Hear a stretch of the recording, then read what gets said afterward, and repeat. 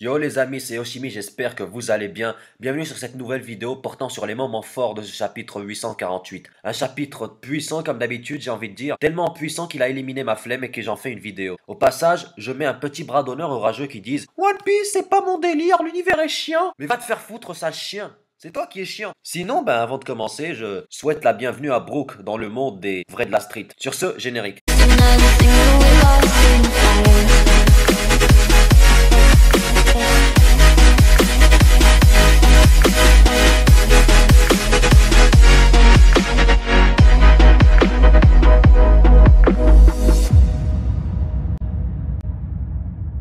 C'est parti, et pour commencer je voudrais parler d'un petit détail qui a retenu mon attention, et c'est le chiffre 314 qui est inscrit sur l'un des livres en arrière-plan dès la première page. J'ai fait des petites recherches et dans le chapitre 314, c'est Foxy que l'on retrouve. Est-ce que ça voudrait dire que Foxy est aussi l'un des prisonniers des livres de Big Mom et qu'il refera une apparition en tant qu'allié de Luffy? Peut-être, mais en tout cas j'espère que non, puisqu'on va pas se le cacher, Foxy c'est du caca quand même. Sinon dans ce chapitre on a eu un parallèle très intéressant entre Sanji et Pudding. En effet, les rôles se sont inversés dans ce chapitre et c'est Sanji qui essaie de se convaincre que pour le bien de tous, il doit se marier et qu'au final, il est très heureux avec Pudding. A l'inverse, Pudding, elle, se rend compte progressivement dans ce chapitre que finalement, elle est manipulée par sa mère, qui la compare à une poupée, qui lui choisit son mari, qui lui choisit même sa robe, bordel. Pudding ressent donc la même chose que Lola, sa grande sœur, dont elle a eu un flashback d'ailleurs, où elle lui dit que ce sera elle qui choisira son mari et pas sa grosse mère. Putain qu'elle est grosse la Big Mom. Tout ceci s'enchaîne jusqu'à ce qu'on arrive à la fin du chapitre où Pudding fait apparemment une révélation bouleversante à Luffy et Nami. Alors, je vois déjà venir les amateurs avec leurs théories qui feraient perdre à Oda une de ses couilles tellement il serait choqué d'entendre ces conneries. Et ça serait des théories en mode Pudding en fait elle va tuer Big Mom, ou encore Pudding a le Sharingan dans son troisième œil, ou alors Tenshinhan c'est le frère caché de Pudding et il va venir tuer Big Mom et sauver Pudding. Ça part très très loin, mais